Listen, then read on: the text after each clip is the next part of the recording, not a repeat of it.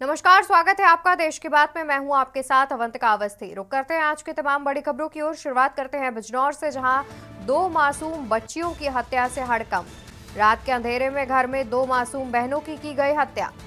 सूचना पर एसपी सहित भारी पुलिस बल पहुंचा। पुलिस ने मामले में बड़ी बहन को हिरासत में लिया। सूचना पर एसपी सहित भारी पुलिस बल मौके पर पहुंचा। पुलिस ने मामले में बड़ी बहन को लिया हिरासत में। दोनों शवों को पुलिस ने पोस्टमार्टम के लिए भेजा। बिजनौर के नूरपुर थाने के गांव गोहावार का पूरा मामला बताया जा रहा है, जहां पर दो मासूम बच्चियों की हत्या से मचा हड़कंप। रात के अंधेरे में घर में दो मासूम बहनों की हत्या से इलाके में मचा हड़कंप। बिजनौर से एसपी सहित भारी पुलिस बल मौके पर पहुंचा। पुलिस ने मामले में बड़ी बहन को हिरासत में लिया। सूचना पर एसपी सहित भारी पुलिस बल मौके पर पहुंचा। पुलिस ने मामले में बड़ी बहन को हिरासत में लिया। दोनों शवों को पुलिस ने पोस्टमार्टम के लिए भेजा। बिजनौर के नूरपुर थाने के गांव गोहावर का पूरा मामला बताया जा रहा है। बिजनौर से पूरा मामला, जहां दो मासूम बच्चों की हत्या से हड़कंप। और इसी खबर पर ज्यादा जानकारी के लिए हमारे साथ संवाददाता जहीर अहमद जुड़े हुए हैं। जहीर, क्या पूरा मामला है, क्या वजह निकलकर सामने आ रही है?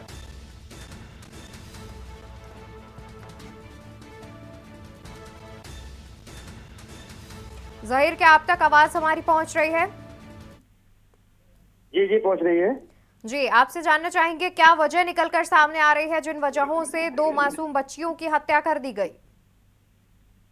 बिल्कुल, देखिए मैं आपको बता दूं, मामला बिजनौर के नूरपुर थाना क्षेत्र के गोहावर गांव का है, जहां पर आज दो मासूम बहनों की हत्या कर दी गई है, गला घोट करके। फिलहाल पुलिस ने उसकी बड़ी बहन को हिरासत में लिया है और पुलिस के आला अफसरों का कहना है कि परिवार बड़ा होने के चलते और गरीबी के चलते बड़ी बहन ने ही अपनी छोटी बहन की गला घोट करके हत्या की है। जी बिल्कुल। और फिलहाल पुलिस मामले में क्या कुछ अभी तक एक्शन लिया गया है? देखिए, फिलहाल पुलिस ने दोनों शवों को कब्जे में लेकर पोस्टमार्टम के लिए भेज दी है। तो मृतकों की बड़ी बहन है, जिसके ऊपर ये आरोप लगाया, उसको हिरासत में लेकर उससे पूछताछ की जा रही है। आखिर वजह क्या थी, यही वजह है या इसके पीछे और भी कोई कारण है? फिलहाल पुलिस की आला अधिकारी और पुलिस की कई टीमें मौके पर मौजूद हैं। जी बिल्कुल। और साथ ही इस हत्याकांड में बड़ी बहन को हिरासत में पुलिस ने लिया है, क्या उनके अलावा कोई और भी इसमें शामिल है? बिल्कुल, देखिए अभी तक की इन्वेस्टिगेशन में पुलिस के अधिकारियों का यही साफ तौर पर कहना है कि जो बड़ी बहन है वो लगातार बार बयान बदल रही है, जिसके चलते ये जानकारी मिली है कि उसने ही अपनी छोटी बहनों की गला घोट करके हत्या की है। अब पूरे मामले की फिलहाल पुलिस और बारीकी से जांच कर कार्रवाई की बात कर रही है। बिल्कुल, बहुत शुक्रिया आपका अधिक जानकारी दर्शकों तक पहुंचाने के लिए। तो आपको बता दें कि पूरा मामला सामने आ रहा है, जहां पर दो मासूम बच्चियों की घर में हत्या कर दी गई है। पुलिस ने उन बच्चियों की बड़ी बहन को हिरासत में लिया है। जानकारी सामने आ रही है कि गरीबी होने के कारण बड़ी बहन ने ये कदम उठाया। फिलहाल पुलिस इस मामले में गहनता से जांच में जुटी हुई है। वहीं बता दें कि घर के अंदर मृत अवस्था में मिला वार्ड बॉय का शव। डॉक्टर राम मनोहर लोहिया अस्पताल में वार्ड बॉय था अतुल।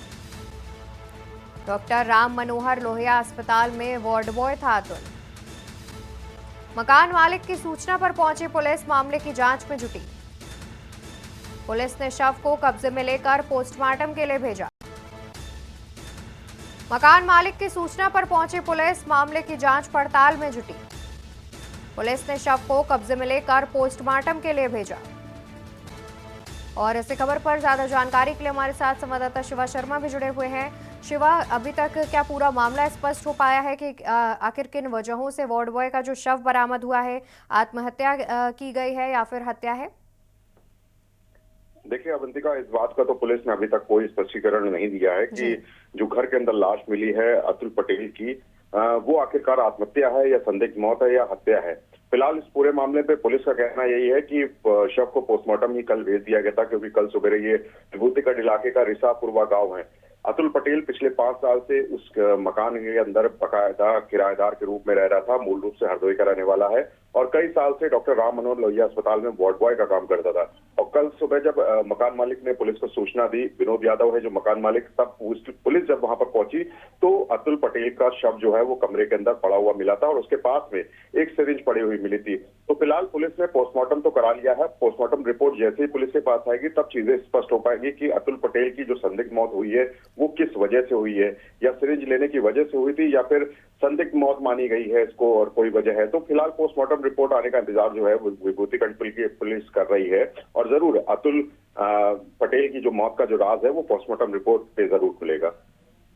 बिल्कुल, बहुत शुक्रिया आपका अधिक जानकारी दर्शकों तक पहुंचाने के लिए। तो बता दें कि वार्ड बॉय का शव जो है उसके कमरे से बरामद हुआ है, जिसके बाद पुलिस मामले की जांच पड़ताल में जुटी हुई है कि आखिर ये आत्महत्या है या फिर हत्या है। पुलिस फिलहाल पूरे मामले की जांच कर रही है। यहाँ रुकेंगे एक छोटे से ब्रेक के लिए, जल्द हाजिर होंगे। आप देख रहे हैं के न्यूज, खबरों का सारथी। ब्रेक से वापस आ चुके हैं, रुक करते हैं खबरों की ओर। खबर आपको जौनपुर से बता दें, जहां पर पत्रकार की हत्या का आरोपी हुआ फरार। शौचालय के बहाने फरार हुआ आरोपी जमीरुद्दीन। हत्याकांड का मुख्य साजिशकर्ता है जमीरुद्दीन।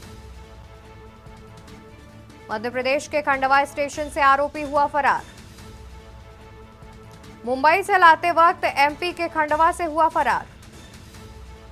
ट्रेन से मुंबई से जौनपुर लाया जा रहा था आरोपी। सब इंस्पेक्टर कांस्टेबल ला रहे थे जौनपुर। पत्रकार हत्याकांड का मुख्य साजिशकर्ता है जमीरुद्दीन। पत्रकार की हत्या का आरोपी हुआ फरार। और ऐसे खबर पर ज्यादा जानकारी के लिए हमारे साथ अजय कुमार सिंह जुड़े हुए हैं। अजय, जिस तरीके से जानकारी सामने आ रही है कि जो साजिशकर्ता है, जो हत्यारोपी है, वो फरार हो गया है, क्या कुछ जानकारी है इस पर? जी, आपको बता दें कि ये पूरा मामला शाहगंज कोतवाली के इमरानगंज बाजार का है, जहां दिन दहाड़े बदमाशों ने जो है आशुतोष श्रीवास्तव नाम के पत्रकार को गोली मारकर जो है निर्मम हत्या कर दी थी। उसी कड़ी में जो है पुलिस ने दबिश और कई टीमों का गठन करके जो है लगाई थी, जिसमें एक टीम गौ तस्कर जमीरुद्दीन को जो है पुलिस ने मुंबई से गिरफ्तार करके वो जौनपुर ला रही थी। उसी दौरान खंडवा स्टेशन पर वो शौचालय के माध्यम जाने के बहाने वहां से फरार हो गया। फिलहाल पुलिस अभी इसमें कुछ बोलने को तैयार नहीं है, अभी किसी प्रकार का जो है बयान नहीं दे रही है, लेकिन जो सूचना है वो फरार हो चुका है। वो गौ तस्करों का मास्टरमाइंड बताया जा रहा है कि वो पूरे इलाके में, जो शाहगंज का एक इलाका है, वो गौ तस्करी में उसके बहुत बड़ा नेटवर्क है, और वो गौ तस्करी में के ही मामले में जो है पत्रकार से उसकी जो है अनबन रहती थी, और उसी मामले को लेकर उसने आशुतोष श्रीवास्तव की हत्या कराया था। जी बिल्कुल, और साथ ही देखा जाए तो जिस तरीके से जो हत्यारोपी है वो शौचालय का बहाना करके फरार हो गया, और साथ ही उनके साथ जो देखा जाए तो सब इंस्पेक्टर पकड़ करके ला रहे थे। फिलहाल बहुत शुक्रिया अजय आपका अधिक जानकारी दर्शकों तक पहुंचाने के लिए। वही खबर आपको राजधानी दिल्ली से बताते हैं, जहां पर स्वाति मालीवाल केस में एफआईआर हुई दर्ज। स्वाति मालीवाल केस में पुलिस ने एफआईआर की दर्ज। मुख्यमंत्री केजरीवाल के पीए विभव के खिलाफ केस दर्ज किया गया है। आईपीसी की धारा 323, 354, 506 और 509 में केस दर्ज किया गया। सीएम केजरीवाल के पीए विभव के खिलाफ दर्ज किया गया केस। तो स्वाति मालीवाल केस में पुलिस ने लिखी एफआईआर। सीएम केजरीवाल के पीए विभव के खिलाफ केस किया गया दर्ज। आईपीसी की धारा 323, 354, 506 और 509 में केस दर्ज किया गया है। मुख्यमंत्री अरविंद केजरीवाल के पीए विभव के खिलाफ केस किया गया है दर्ज। स्वाति मालीवाल केस में पुलिस ने लिखी है एफआईआर। सीएम केजरीवाल के पीए विभव के खिलाफ केस किया गया दर्ज। और ज्यादा जानकारी के लिए हमारे साथ विशेष संवाददाता अखिलेश सिंह जुड़े हुए हैं। अखिलेश जी, जिस तरीके से जानकारी सामने आ रही है कि विभव के खिलाफ केस दर्ज कर लिया गया है, 4 अलग अलग धाराओं में केस दर्ज किया गया है, अभी तक क्या कुछ पुलिस ने एक्शन लिया है इस पर? अवंतिका, आपको बता दें कि जिस तरह से देर रात दिल्ली में सरगर्मी तेज हुई, राजनीतिक हलकों से लेकर पुलिस में जो हलचल हुई, उसके बाद वो मामला सामने आया कि दिल्ली के मुख्यमंत्री अरविंद केजरीवाल के मुख्यमंत्री आवास पर उनके निजी सचिव विभव कुमार के द्वारा आम आदमी पार्टी की राज्यसभा सांसद स्वाति मालीवाल के साथ जो भी बदसलूकी और घटनाक्रम हुआ था, उसको लेकर महिला आयोग की दखल के बाद दिल्ली पुलिस देर रात सक्रिय हुई, और दिल्ली की पुलिस स्वाति मालीवाल के सरकारी आवास पहुंच गई और उनसे लिखित में शिकायत मांगे, साथ ही उनसे अपना बयान भी दर्ज कराने का। इन तमाम गतिविधियों के बाद देर रात तक ये हलचल चलती रही और रात में राजनीतिक घटनाक्रम के साथ साथ पुलिस की भी घटनाक्रम लगातार अपडेट होता रहा और देर रात फिर स्वाति माल की लिखित शिकायत पर दिल्ली के मुख्यमंत्री अरविंद केजरीवाल के निजी सचिव विभव कुमार के खिलाफ एक मुकदमा दिल्ली पुलिस दर्ज करती है। उसमें 323, 354, 506, 509 की धाराओं के साथ साथ गिरफ्तार किया, गाली गलौज, मारपीट, जान से मारने की धमकी, बदसलूकी करना, इन तमाम आरोपों को लेकर दिल्ली पुलिस ने मुख्यमंत्री केजरीवाल के निजी सचिव विभव कुमार के खिलाफ मुकदमा दर्ज किया। अब ये उम्मीद जताई जा रही है कि दिल्ली पुलिस जल्द ही इनको विभव कुमार को हिरासत में ले सकती है, पूछताछ भी कर सकती है और जरूरत हुआ तो उनको गिरफ्तार भी कर सकती है। ये पूरा मामला तब सरगर्मी तेज हुई जब दिल्ली महिला आयोग के तरफ से दिल्ली पुलिस को एक नोटिस जारी किया गया था और उसमें कहा गया था कि 3 दिन के अंदर मामले की जांच करके रिपोर्ट सौंपी जाए।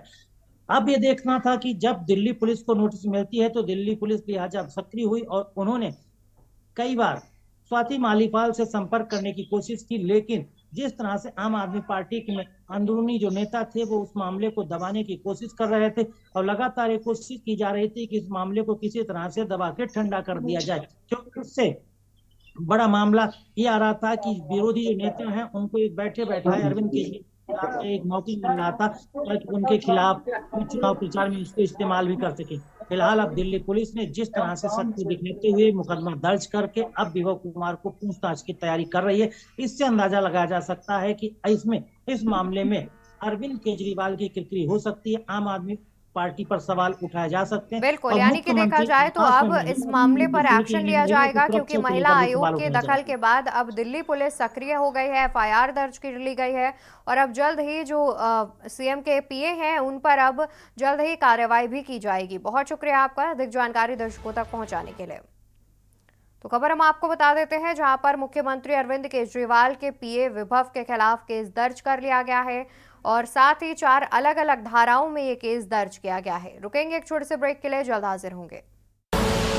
आप देख रहे हैं के न्यूज़, खबरों का सारथी। ब्रेक से वापस आ चुके हैं, रुक कर लेते हैं खबरों की ओर। खबर आपको बता दें जहां पर लोकसभा चुनाव में रायबरेली और अमेठी सीट जीतने के लिए कांग्रेस ने अपना सब कुछ दांव पर लगा दिया है। कांग्रेस ने दोनों सीटों पर जीत के लिए पूरी ताकत झोंक दी है। रायबरेली गढ़ बचाने और 2019 में खो चुके अमेठी के गढ़ को वापस जीतने के लिए अब कांग्रेस की तरफ से पूरा गांधी परिवार चुनाव प्रचार में उतर रहा है। आज एक ही मंच पर राहुल, प्रियंका, सोनिया समेत खड़गे भी होंगे। ऐसे में अब रायबरेली की जंग दिलचस्प हो चली है।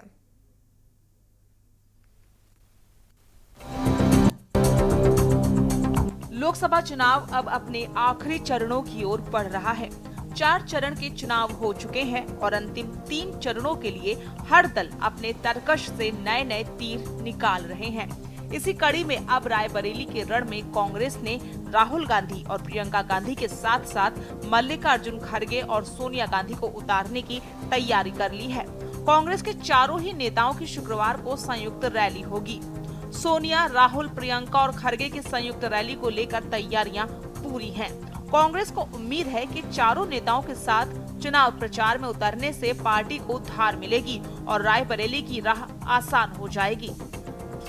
सोनिया इस सीट से 20 साल से सांसद थीं। फिलहाल वे राजस्थान से राज्यसभा सदस्य हैं, जिसके चलते रायबरेली से कांग्रेस ने राहुल गांधी को चुनावी मैदान में उतारा है। राजनीति की विरासत और कांग्रेस की गढ़ माने जाने वाली सीट कांग्रेस के लिए नाक का सवाल है। सियासी बिसात की दांव पर रायबरेली सीट है तो कांग्रेस का भविष्य और राहुल गांधी की प्रतिष्ठा भी सीट के साथ दांव पर लगी है। सोनिया के चुनाव प्रचार करने से कांग्रेस के यूपी कैडर के बीच एक अच्छा मैसेज जाएगा। सोनिया गांधी स्वास्थ्य समस्याओं के चलते वर्तमान लोकसभा चुनाव में प्रचार करते हुए नजर नहीं आई। हालांकि बदलती राजनीतिक पद्धतियों को देखते हुए सोनिया ने भी चुनाव प्रचार में उतरने का फैसला किया है। कांग्रेस ने अमेठी से किशोरी लाल शर्मा को टिकट दिया है, जो रायबरेली में सोनिया के सांसद प्रतिनिधि थे। किशोरी लाल का मुकाबला बीजेपी की स्मृति ईरानी से है। ऐसे में कांग्रेस अपने खोए हुए गढ़ को वापस पाने के लिए फिर से ताकत झोंक रही है। सूत्रों की माने तो रायबरेली में कांग्रेस के गढ़ को बचाने के लिए अखिलेश यादव भी चुनाव प्रचार को धार देंगे। शुक्रवार की रैली में अखिलेश यादव के मंच पर भी होने की सूचना है। रायबरेली सीट की जंग राहुल के साथ प्रियंका गांधी के लिए प्रतिष्ठा का सवाल है। रायबरेली में राहुल गांधी की हार और जीत के बीच में ही प्रियंका गांधी वाड्रा के राजनीतिक भविष्य का भी रास्ता गुजरता नजर आता है। ऐसे में यूपी की सबसे हॉट सीट रायबरेली की जंग दिलचस्प हो चली है। स्पेशल डेस्क के न्यूज इंडिया। और इसी खबर पर हम ज्यादा जानकारी लेंगे हमारे संवाददाता केशवानंद से। केशवानंद जी, जिस तरीके से देखा जाए तो रायबरेली में और साथ ही अगर अमेठी की बात की जाए तो कांग्रेस काफी सक्रिय नजर आ रही है। लगातार कांग्रेस की ओर से प्रचार प्रसार किया जा रहा है और दोनों ही सीटों पर कांग्रेस परचम लहराने में कोई भी कोर कसर नहीं छोड़ना चाहती है, जिसको लेकर के रोज देखा जाए तो कांग्रेस की ओर से तमाम कार्यक्रमों का भी आयोजन किया जा रहा है।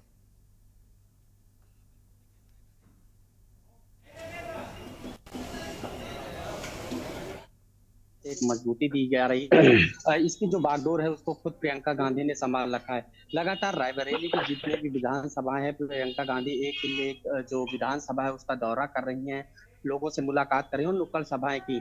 उसके बाद जो है आज की अगर बात करें तो आज एक विशाल जो रैली है वो देखा जाए तो रायबरेली शहर के ITI ग्राउंड में प्रियंका गांधी वाड्रा, सोनिया गांधी और राहुल गांधी, अखिलेश यादव की मौजूदगी में एक विशाल जनसभा को भी संबोधित किया जाएगा, ताकि राहुल गांधी के पक्ष में यहाँ पे जो है मतदान करने के लिए लोगों से अपील की जाए।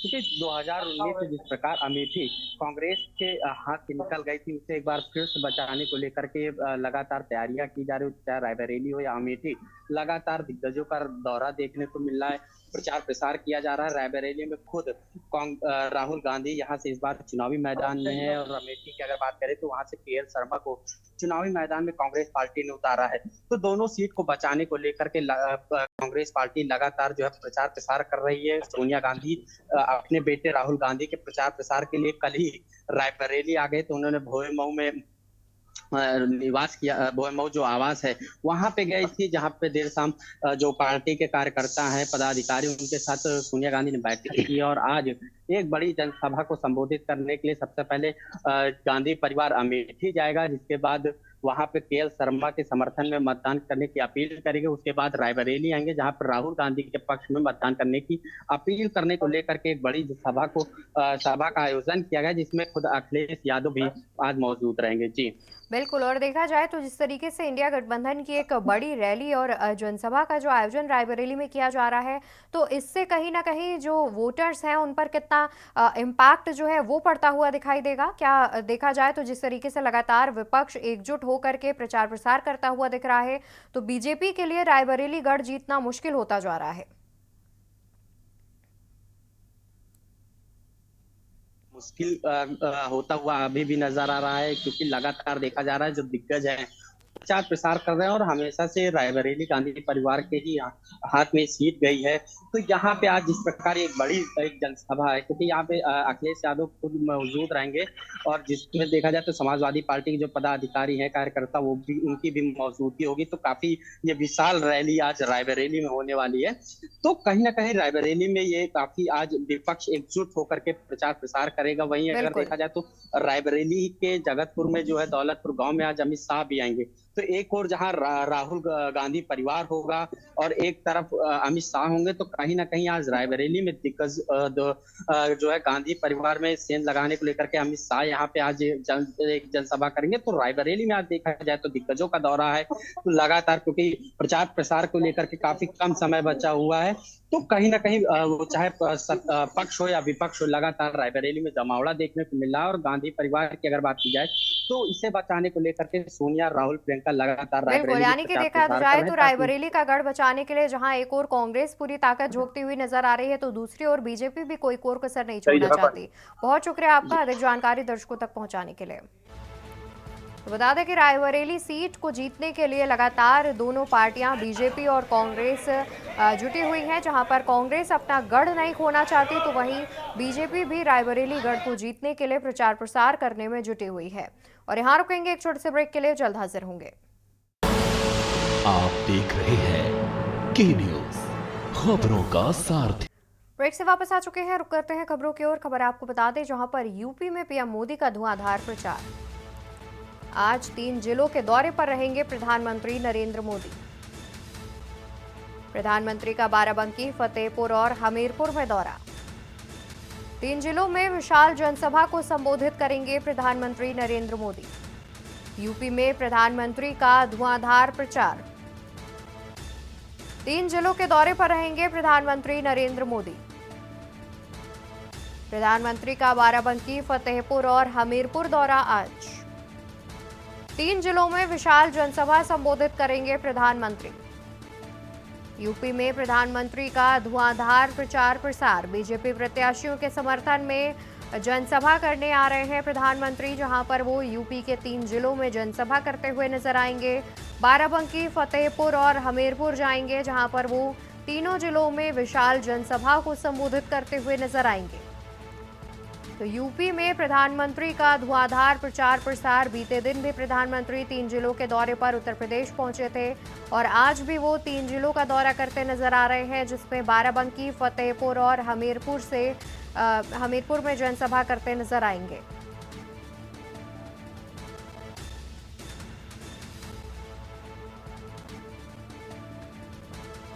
और हमारे साथ ज्यादा जानकारी के लिए बाराबंकी से संवाददाता राहुल जुड़े हुए हैं। राहुल, आपसे जानकारी लेना चाहेंगे कि आज बाराबंकी पहुंच रहे हैं प्रधानमंत्री, एक विशाल जनसभा को संबोधित करते नजर आएंगे, क्या कुछ जानकारी है? जी, बाराबंकी में भाजपा प्रत्याशी राजरानी रावत के समर्थन में एक विशाल जनसभा को संबोधित करने के लिए बाराबंकी के जैतपुर के पास एक जनसभा का आयोजन किया गया है, जहां कुछ ही समय बाद भारत के प्रधानमंत्री नरेंद्र मोदी और योगी आदित्यनाथ जी, उत्तर प्रदेश के मुख्यमंत्री, अभी पहुंचेंगे। कई अन्य जिलों से बड़े नेताओं के आने की भी आशंका है उस जनसभा में।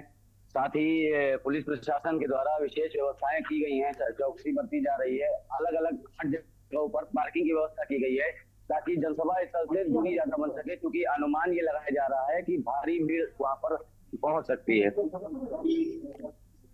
बिल्कुल, और साथ ही देखा जाए तो जिस तरीके से बाराबंकी में आज प्रधानमंत्री पहुंच रहे हैं और उनके साथ मुख्यमंत्री भी उपस्थित नजर आएंगे और जनसभा करेंगे, तो इससे कहीं ना कहीं जो सियासी समीकरण है उसकी बात की जाए तो कितना सियासी समीकरण बीजेपी के साथ जाता दिख रहा है? जी बिल्कुल, अभी बीते दिनों बाराबंकी में जो हमने आम लोगों से बात की उसमें ऐसा लग रहा था कि कहीं ना कहीं गठबंधन की तरफ लोगों का झुकाव ज्यादा हो रहा था, लेकिन ये कहा जा सकता है, इस बात से गुरेज नहीं किया जा सकता कि प्रधानमंत्री के बाद कहीं ना भारतीय जनता पार्टी का पल्ला आगे बढ़ सकता है। लेकिन इसके साथ साथ अगले ही दिन कल राहुल गांधी की भी एक जनसभा होनी है। अब ये तो चुनाव के रिजल्ट ही बताएंगे कि जनता किसका साथ देती है। बिल्कुल, यानी कि देखा जाए तो जिस तरीके से बाराबंकी पहुंच रहे हैं प्रधानमंत्री, जनसभा करेंगे और आपने भी जानकारी दी कि जनता का जो झुकाव है वो गठबंधन की ओर देखने को मिल रहा है, तो जाहिर तौर पर अब जनसभा और प्रचार प्रसार के बाद जब रिजल्ट सामने आएंगे तभी पता चलेगा कि बीजेपी जिस तरीके से तैयारी कर रही है उसका जो प्रभाव है वो जनता पर कितना पड़ता हुआ दिख रहा है। बहुत शुक्रिया राहुल आपका ज्यादा जानकारी दर्शकों तक पहुँचाने के लिए। और तो आपको बता दें कि प्रधानमंत्री पहुंच रहे हैं, 3 जिलों के दौरे पर हैं और हमीरपुर से हमारे साथ संवाददाता सिद्धार्थ जुड़े हुए हैं। सिद्धार्थ, आपका भी रुख कर लेते हैं। हमीरपुर की बात की जाए तो प्रधानमंत्री हमीरपुर भी पहुंच रहे हैं, क्या कुछ जानकारी है इस बारे में? जी बिल्कुल, आपको बता दूं कि प्रधानमंत्री नरेंद्र मोदी का आज हमीरपुर दौरा है, जहां हमीरपुर लोकसभा की विधानसभा पहुंचेंगे और लगभग 2:30 में प्रधानमंत्री नरेंद्र मोदी हमीरपुर पहुंच जाएंगे। हमीरपुर पहुंचकर विराट विधानसभा जाएंगे, जहां पर सबसे पहले ब्रह्मानंद जी की जो समाधि है वहां पहुंचकर प्रधानमंत्री श्रद्धा सुमन सभा सीट की जनता को संबोधित किया जाएगा। बता दें कि जो हमीरपुर लोकसभा सीट है वो राजपूत समाज बहुमूल्य सीट है, जहां पर लगभग 2,70,000 राजपूत हैं। एक तरह से देखा जाए तो कहीं ना कहीं प्रधानमंत्री का हमीरपुर आगमन आज प्रत्याशी कुंवर पुष्पेंद्र सिंह चंदेल के लिए एक वरदान की तरह साबित होता दिखाई दे रहा है। वहीं बात करें जिला प्रशासन की, तो जिला प्रशासन हाई अलर्ट मोड पे है। राट विधानसभा को नो फ्लाइंग जोन बना दिया गया है। वहीं बात करें लगातार जो सुरक्षा की टीमें हैं, कड़ी व्यवस्थाएं रखी गई हैं। जी बिल्कुल, और वहीं देखा जाए तो हमीरपुर पहुंच रहे हैं। सियासी समीकरण की अगर बात कर ले तो जनता का जो रुझान है वो किस ओर देखने को मिल रहा है? जी बिल्कुल, आपको बता दूं कि कहीं ना कहीं जो हमीरपुर लोकसभा की जनता थी वो इंडिया गठबंधन की तरफ झुकती हुई नजर आ रही थी। वो बीजेपी से अच्छी खासी नाराज थी। आज जो प्रधानमंत्री नरेंद्र मोदी का दौरा है वो एक तरह से राजपूत समाज को साधने के एक तरीका देखा जा रहा है। जी बिल्कुल, देखा जाए तो जिस तरीके से कहीं ना कहीं जनता का रुख इंडिया गठबंधन की ओर देखने को मिल रहा है, तो प्रधानमंत्री के पहुंचने पर क्या प्रभाव पड़ता है, देखने वाली बात होगी। बहुत शुक्रिया आपका अधिक जानकारी दर्शकों तक पहुंचाने के लिए। तो बता दें कि प्रधानमंत्री का यूपी के 3 जिलों पर दौरा है, जहां पर वो पहुंचकर तीनों जिलों में जनसभाओं को संबोधित करते हुए नजर आएंगे। और यहाँ रुकेंगे एक छोटे से ब्रेक के लिए, जल्द हाजिर होंगे। आप देख रहे हैं के न्यूज खबरों। ब्रेक से वापस आ चुके हैं। इसी बीच रुक कर लेते हैं खबरों का। लखनऊ से बड़ी खबर सामने आ रही है। लखनऊ से खबर आपको बताते हैं, बिना नक्शा पास अवैध निर्माण का पूरा मामला सामने आ रहा है। वीसी डॉक्टर इंद्रमणि त्रिपाठी ने दिए सख्त निर्देश। भ्रष्ट इंजीनियरों पर कार्रवाई करेगा एलडीए। 14 इंजीनियर पर एलडीए कसेगा शिकंजा। बिना नक्शा पास अवैध निर्माण का मामला आया सामने। वीसी डॉक्टर इंद्रमणि त्रिपाठी ने दिए सख्त निर्देश। भ्रष्ट इंजीनियरों पर कार्रवाई करेगा एलडीए। 14 इंजीनियर पर एलडीए कसेगा शिकंजा। बिना नक्शा पास अवैध निर्माण का मामला। वीसी डॉक्टर इंद्रमणि त्रिपाठी ने दिए सख्त निर्देश। भ्रष्ट इंजीनियरों पर कार्रवाई करेगा एलडीए। 14 इंजीनियर पर एलडीए कसेगा शिकंजा। बिना नक्शा पास अवैध निर्माण का मामला, जिसको लेकर के एलडीए शिकंजा कसता हुआ नजर आएगा। वीसी डॉक्टर इंद्रमणि त्रिपाठी ने सख्त निर्देश दिए हैं। भ्रष्ट इंजीनियरों के खिलाफ कार्रवाई करेगा एलडीए। 14 इंजीनियर पर एलडीए कसेगा शिकंजा। बिना नक्शा पास अवैध निर्माण का मामला सामने आ रहा है, जिसको लेकर के एलडीए सख्त हो गया है। वीसी डॉक्टर इंद्रमणि त्रिपाठी ने सख्त निर्देश दिए हैं। भ्रष्ट 14 इंजीनियरों पर सख्त कार्रवाई करते हुए नजर आएगा एलडीए। 14 इंजीनियर पर एलडीए कसेगा शिकंजा।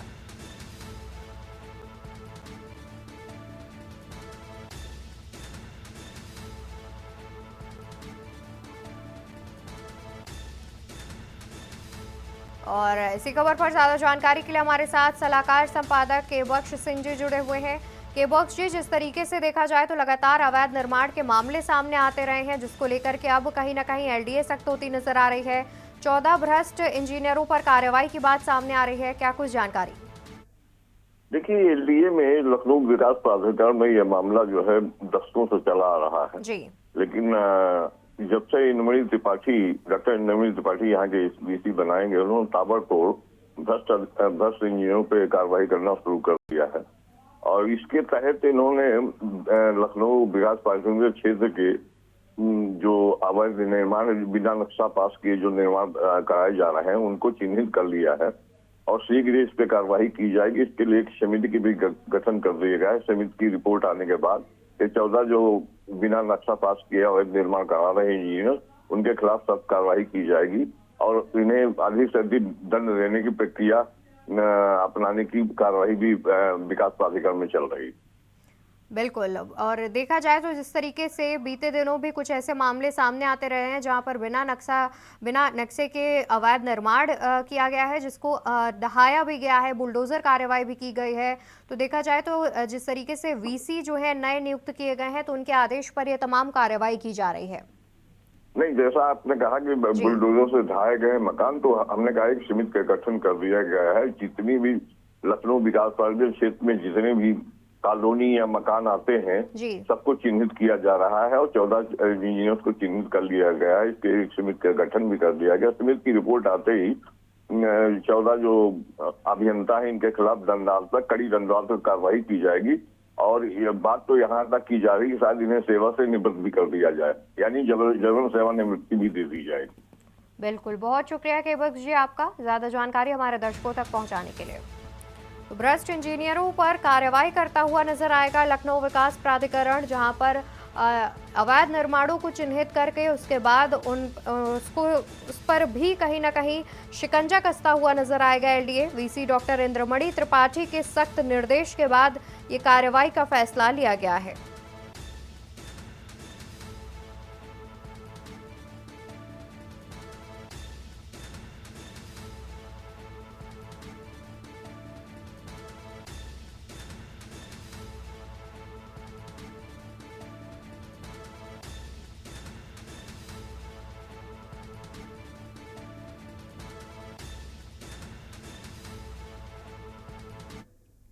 तो वहीं आपको बताते हैं मुख्यमंत्री योगी आदित्यनाथ के तूफानी प्रचार के बारे में। बाराबंकी, गोंडा, फैजाबाद में सीएम करेंगे जनसभा।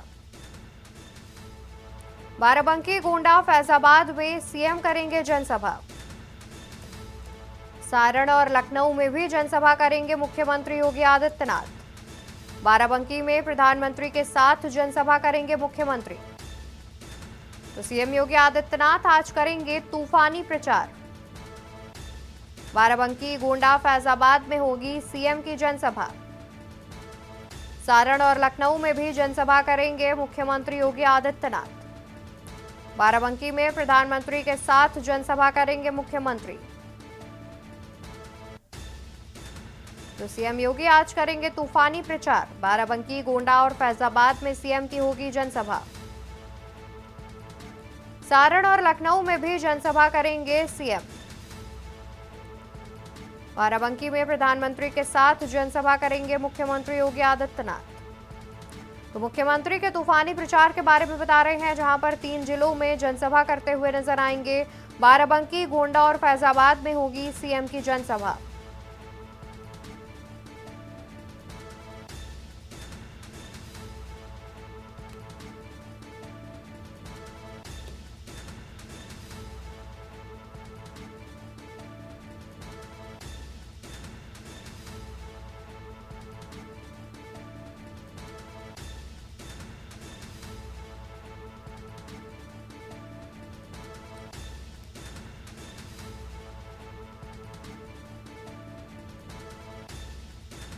और इसी खबर पर ज्यादा जानकारी के लिए हमारे साथ प्रवेश पांडे जुड़े हुए हैं।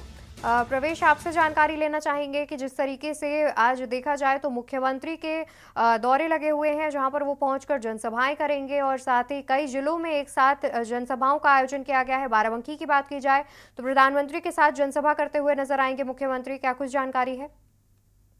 जी बिल्कुल, आपको बताना चाहूंगा कि मुख्यमंत्री योगी आदित्यनाथ बाराबंकी का दौरा करेंगे, उसके बाद गोंडा है और जो चर्चित सीट है उत्तर प्रदेश की फैजाबाद लोकसभा, मुख्यमंत्री योगी आदित्यनाथ का दौरा जो है आज फैजाबाद लोकसभा में है। फैजाबाद लोकसभा के अंतर्गत अमानीगंज में जो है आज उनकी एक जनसभा, विशाल जनसभा है, जहां पर मुख्यमंत्री योगी आदित्यनाथ जो है उसको संबोधित करेंगे।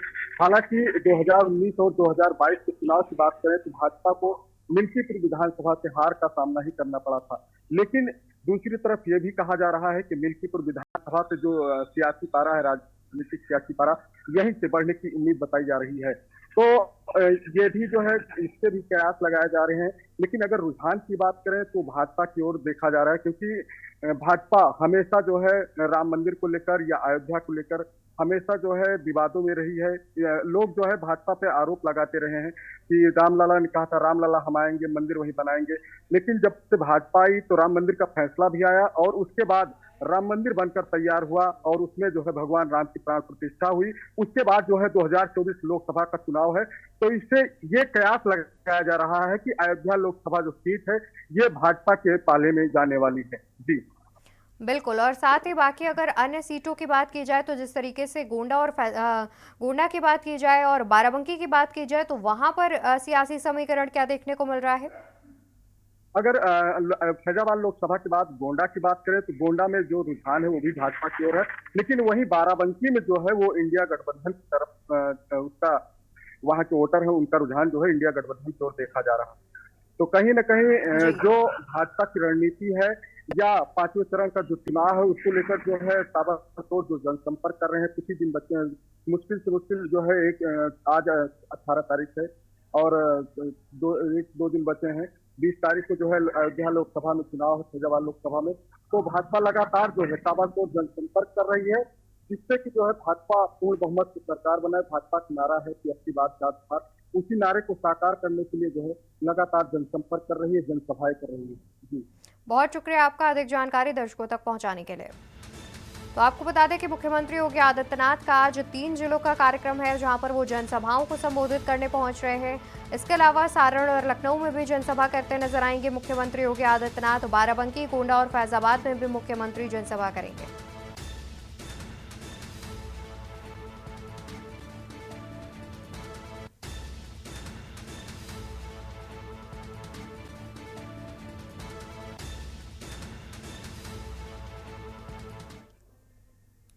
तो वहीं सपा सुप्रीमो का आज शक्ति प्रदर्शन। राजधानी में अखिलेश यादव आज करेंगे रोड शो।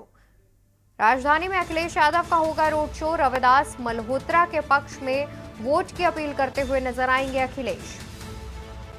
रविदास मल्होत्रा के पक्ष में अखिलेश मांगेंगे वोट। हजरतगंज से जीपीओ पार्क तक किया जाएगा रोड शो।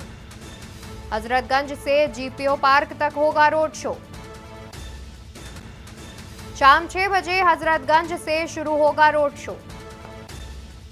लखनऊ में अखिलेश का होगा पहला रोड शो। अखिलेश करेंगे 2 किलोमीटर का रोड शो।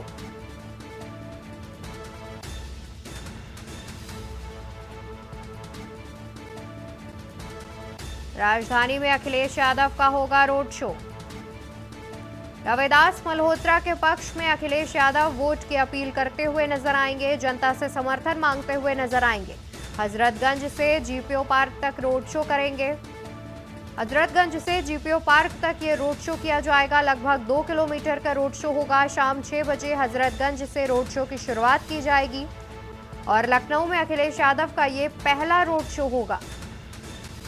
अखिलेश 2 किलोमीटर का रोड शो करेंगे।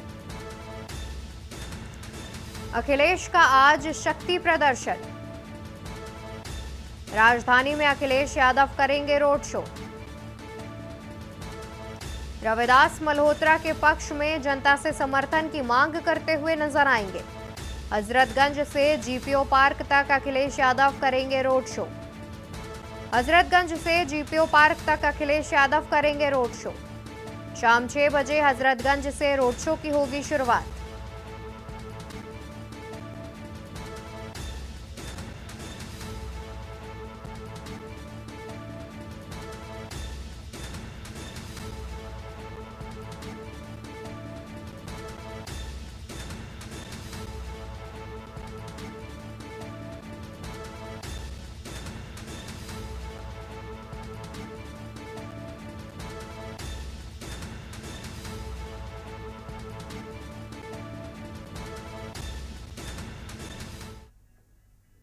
वही बता दें कि आज बलरामपुर दौरे पर सीएम मोहन यादव। बलरामपुर दौरे पर रहेंगे मध्य प्रदेश के मुख्यमंत्री मोहन यादव।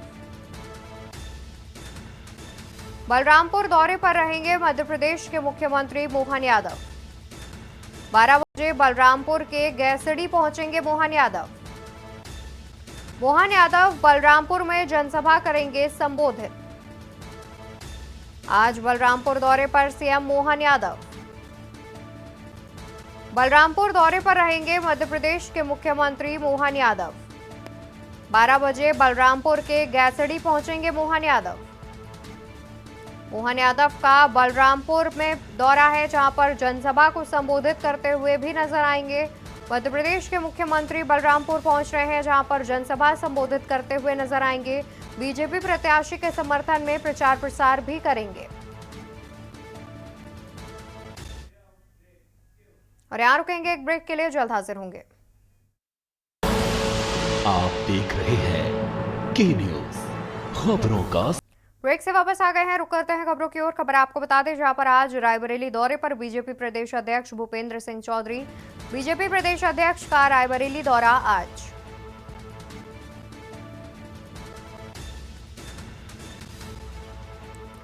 सुबह 11:15 पर रायबरेली पहुंचेंगे बीजेपी प्रदेश अध्यक्ष।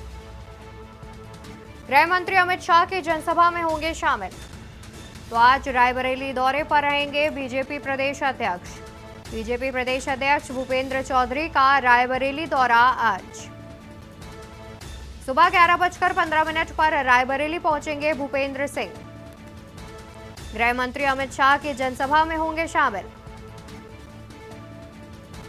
रायबरेली दौरे पर बीजेपी प्रदेश अध्यक्ष केंद्रीय गृह मंत्री की जनसभा में शामिल होंगे बीजेपी प्रदेश अध्यक्ष भूपेंद्र सिंह चौधरी।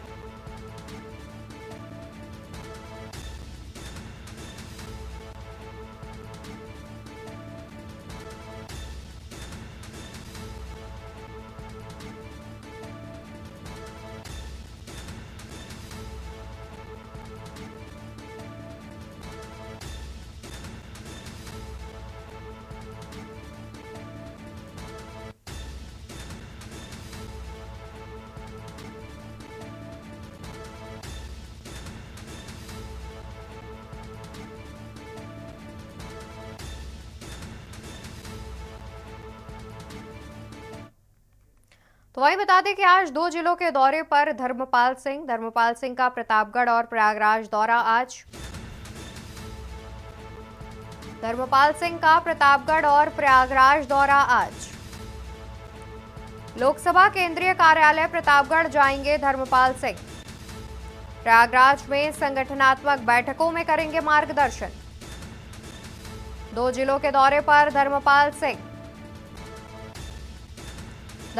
सिंह का प्रतापगढ़ और प्रयागराज दौरा।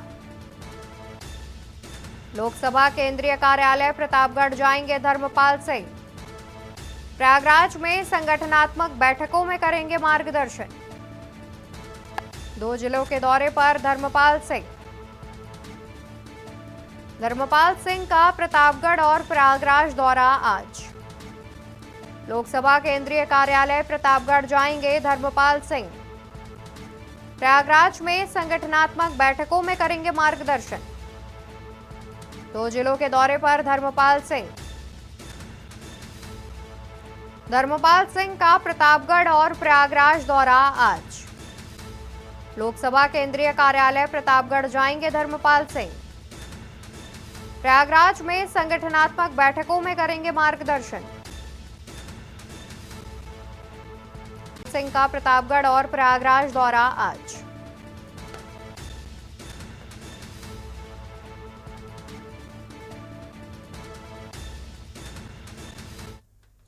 आज हमीरपुर दौरे पर डिप्टी सीएम ब्रजेश पाठक। हमीरपुर के दौरे पर रहेंगे डिप्टी सीएम। दोपहर 1 बजे हमीरपुर पहुंचेंगे। प्रधानमंत्री की विशाल जनसभा में शामिल होंगे। दोपहर 1 बजे हमीरपुर पहुंचेंगे डिप्टी सीएम ब्रजेश पाठक। प्रधानमंत्री की विशाल जनसभा में होंगे शामिल। तो डिप्टी सीएम के हमीरपुर दौरे के बारे में बता रहे हैं, जहां पर डिप्टी सीएम ब्रजेश पाठक आज हमीरपुर दौरे पर रहेंगे और इस दौरान प्रधानमंत्री की आयोजित जनसभा में शामिल होंगे। करीब दोपहर 1 बजे हमीरपुर पहुंच जाएंगे डिप्टी सीएम ब्रजेश पाठक।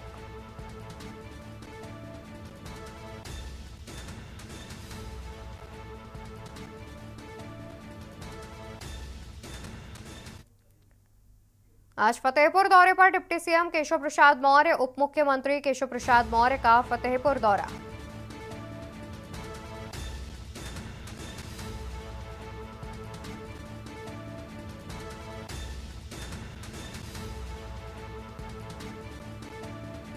उप मुख्यमंत्री केशव प्रसाद मौर्य का फतेहपुर दौरा आज फतेहपुर दौरे पर उप मुख्यमंत्री केशव प्रसाद मौर्य।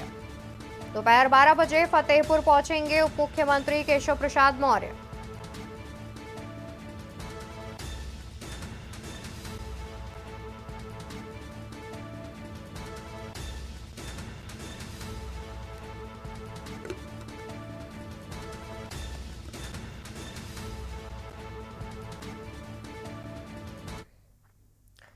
जहां गोहद मोह थाना क्षेत्र के अंतर्गत ग्राम पंचायत गुरियाची के सिमरिया गांव में अचानक मकान की दीवार गिर गई, जिसमें दबने से 2 बच्चियों की घटनास्थल पर ही मौत हो गई, तो वहीं एक बच्चा गंभीर रूप से घायल हो गया।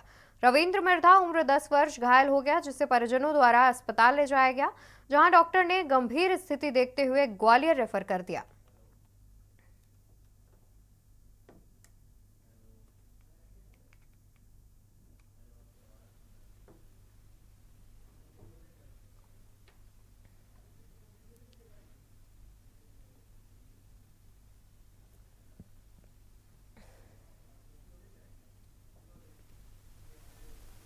और देश के बात में मेरे साथ फिलहाल के लिए बस इतना ही। बाकी खबरों के लिए देखते रहिए के न्यूज इंडिया। नमस्कार। आप देख रहे हैं के न्यूज, खबरों का